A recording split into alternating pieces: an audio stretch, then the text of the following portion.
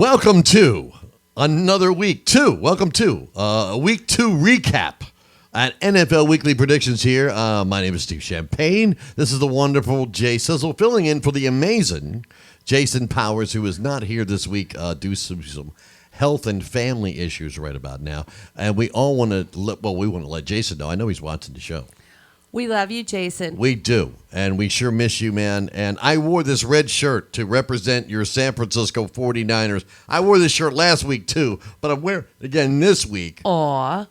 Just so I could give you some love. I know how you always wear your San Francisco shirt when you come and do the show. And so I want to give you some love this week, and we hope everything works out for you, what's going on with you and your family. But for those Jason Power fans out there, I do want to tell you that we have his picks. We have information. We have all the stuff right here. Available that, so Jason and me, we talked a lot as much as we could. Right. And texted as well. And he has some interesting insight on some of the stuff that we're going to talk about. But the first thing we need to talk about is, there's a lot of stuff happening this week. Sure. A lot of drama. You could say that. A lot of drama, and that's what I love about football and sports. The drama of sports is unpredictable. Well, it's kind of predictable. They made a movie about it. I know movie. I just mentioned that reference, but any given Sunday, anything can happen. This is true, and but that's what makes the NFL exciting. What I was going to say was, it's kind of predictable. I mean, somebody's going to win. Somebody's going to lose. Oh, well, come on. Good guys, bad guys. Who's a good guy and who's a bad guy? But we're going to start off this week by talking about your team, the Dallas Cowboys. Why you got to say it like that, Steve? Because it sounds good when you say it like that. I don't know about that. I'm not going to sit here and go, the Dallas Cowboys. Oh, my gosh. We got a lot of people that hate the Cowboys. We talk about America's team. Let me just put it this way. What do people love more than anything? I don't know. They love controversy. They love those trash papers you see at the grocery store. Oh, the Dallas Cowboys. The Dallas Cowboys are the TMZ of the NFL. There's always something going on with them, and it is. They're the weekly news report, the People magazine, the TMZ mags. Inquiring minds want to know. National Enquirer. The Cowboys always have something going on with them. Let me defend myself slightly. I've been a Dallas Cowboy fan since I was like this big. Okay. All right. So you were very small when you were like the Cowboys, and I get yes. it. I get it. I love watching the Cowboys personally because no team. And you can hate the Cowboys all you want to, but you're going to agree with this statement. No team wins or loses like the Dallas Cowboys. That is true. There's always something going on with the Cowboys. And speaking of what's going on, did the Cowboys win the game or did Atlanta lose it? Atlanta lost it. Atlanta lost it. Why do you say that? Why do I say that? Because they had that game in the bag. They did. We watched this game together, Steve. Yes, we did. So, you can't tell me, 4 minutes left in the game and we're both like, this game is over. There's no way. Yeah, that's definitely true. And that play calling at the end of the game, I didn't understand it. Yeah, the running of the and then they spiked the ball instead of trying to get more yards. What's up with that? I guess it had something to do with somebody turning the ball over a little bit at the beginning of the game. Maybe they didn't have confidence. Speaking of turnovers, okay. I'm going to say this. Did you know, Steve, that in the history of the NFL... The history of the NFL... Now, they started recording turnovers, I think, in 1939, first of all. Right. Okay?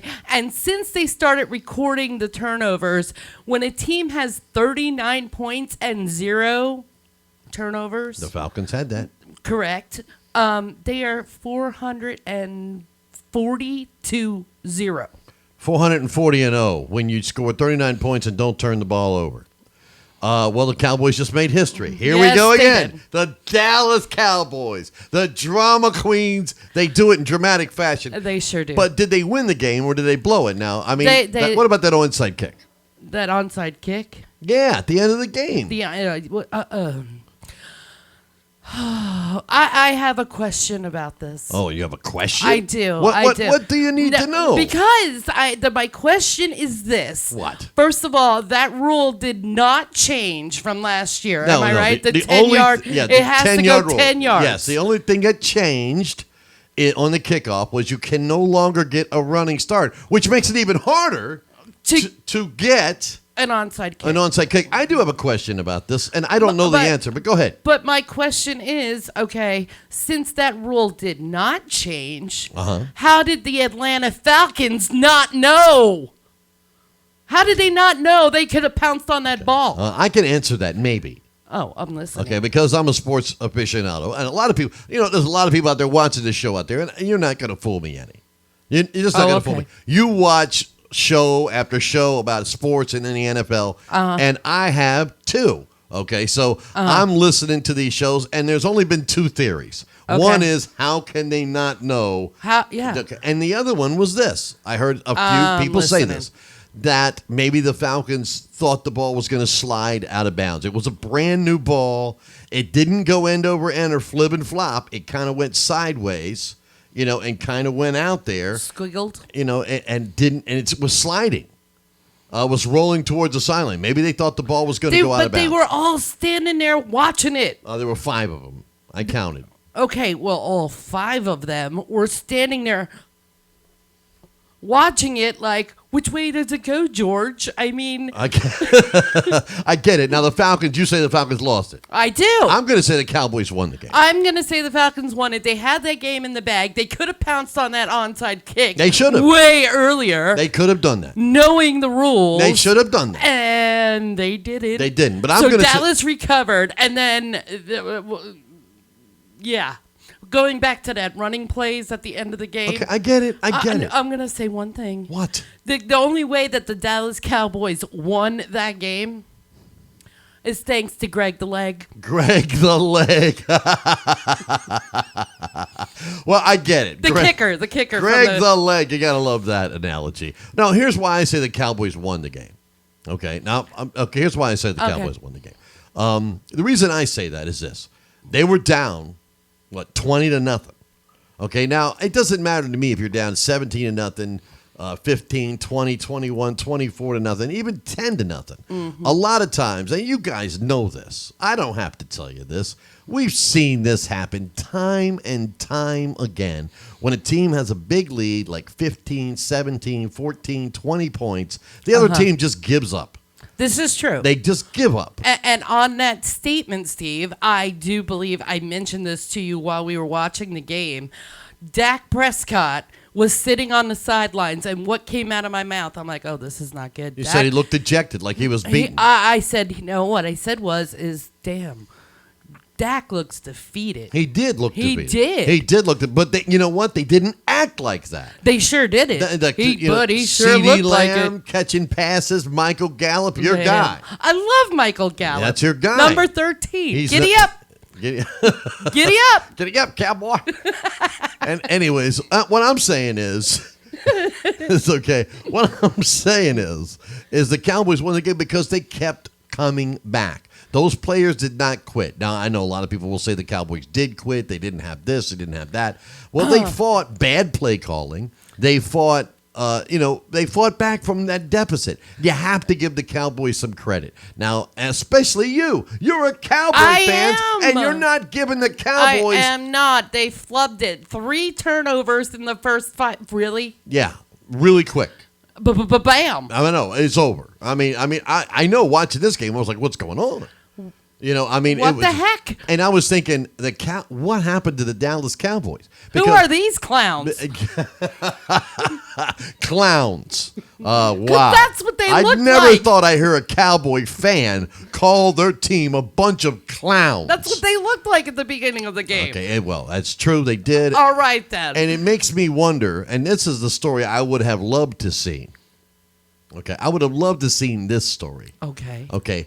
Cowboys lose, okay? Mm-hmm. Now, what's the drama with the Cowboys? Because they bring in Mike McCarthy, this Super Bowl resume guy, quarterback, offensive play calling guru, to fix the Dallas Cowboys, and then they're 0-2, and they played the Falcons and the Saints. We can see them losing that game. Somebody would have been on a chocolate. Somebody would have been in a lot of trouble, and there would have been a lot of drama, and TMZ would have been all over it. Dallas Cowboys. Again, TMZ America's team, in controversy again.